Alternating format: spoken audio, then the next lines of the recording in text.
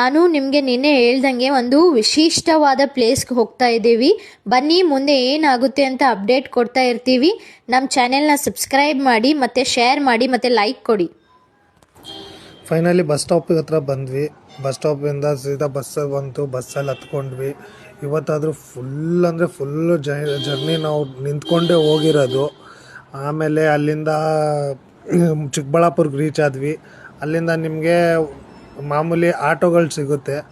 Auto ಒಂದು 50 rupees ಅಲ್ಲಿಂದ ಜರ್ನಿಗೆ ತೊಗೊಳ್ತಾರೆ ಒಬ್ಬರಿಗೆ. ಕೂತ್ಕೊಂಡು ಆರಾಮಾಗಿ ಹೋಗ್ಬೋದು. ಅಲ್ಲಿಂದ ನೀವು ಹೋದಾದ್ಮೇಲೆ ಜರ್ನಿ ಹಿಂಗೆ ಕಂಟಿನ್ಯೂ ಮಾಡ್ಕೊಂಡು ಹೋದ್ವಿ. ಫೈನಲಿ ರೀಚ್ ಆದ್ವಿ ನಮ್ಮದು ಡೆಸ್ಟಿನೇಷನ್ಗೆ. ಅಲ್ಲಿಂದ ನಾವು ಎಂಟ್ರೆನ್ಸಿಗೆ ಬರೋ ಟೈಮಲ್ಲಿ ಒಂದು ದೊಡ್ಡ ತ್ರಿಶೂಲ್ ಕಾಣುತ್ತೆ. ಅದು ಒಂದು ತೇರು ಥರ ಇದೆ. ತೇರು ಒಳಗಡೆ ಹೋದ್ವಿ. ಅಲ್ಲೂ ಒಳಗಡೆ ಚೆನ್ನಾಗಿ ದರ್ಶನ ಆಯಿತು. ನಾಗಪ್ಪಂದು ದರ್ಶನ ಆಯಿತು. ಎಲ್ಲ ಚೆನ್ನಾಗಿ ದೊಡ್ಡ ತ್ರಿಶೂಲ. ಅದಾದಮೇಲೆ ಹೊರಗಡೆ ಬಂದ್ವಿ.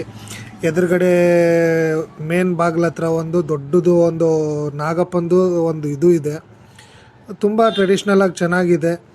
ಮತ್ತು ಎಲ್ಲ ನೋಡಿ, ಇವತ್ತು ರಜಾ. ಎಷ್ಟು ಜನ ಪಬ್ಲಿಕ್ ಸೇರಿದ್ದಾರೆ ಅಂತಂದರೆ ತುಂಬ ಜನ ಇದ್ದರು ಪಬ್ಲಿಕ್ಕು. ಒಳಗಡೆ ಬಂದಾದಮೇಲೆ ಒಂದು ದೊಡ್ಡದಾಗಿ ನಂದಿದು ಒಂದು ಮೂರ್ತಿ ಇದೆ. ಶಿವಂದು ಆಪೋಸಿಟಲ್ಲಿ ಇದೆ.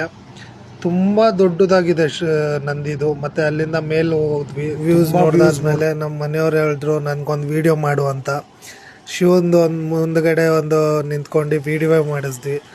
ಆಮೇಲೆ ನಂದು ಒಂದು ವೀಡಿಯೋ ಮಾಡು ಅಂತಂತ ಹೇಳಿದ್ಮೇಲೆ ನನ್ನ ಮನೆಯವ್ರು ನಮ್ಮದು ಒಂದು ವೀಡಿಯೋ ಮಾಡಿದ್ಲು. ಅದೆಲ್ಲ ಆದಮೇಲೆ ಚೆನ್ನಾಗಿ ಎಲ್ಲ ನೋಡ್ಕೊಂಡು ಮಕ್ಳಿಗೆ ಆಟ ಆಡೋ ಜಾಗ ಚೆನ್ನಾಗಿದೆ. ನೀವು ವೀಕೆಂಡಲ್ಲಿ ಒಂದು ಟೈಮ್ ಬಂದುಬಿಟ್ಟು ಮಕ್ಕಳಿಗೆ ಇಲ್ಲಿ ಬಂದುಬಿಟ್ಟು ಎಲ್ಲ ಟ್ರೆಡಿಷ್ನಲ್, ನಮ್ಮದು ಇಂಡಿಯನ್ ಟ್ರೆಡಿಷ್ನಲ್ ಎಲ್ಲ ತೋರಿಸ್ಬೋದು.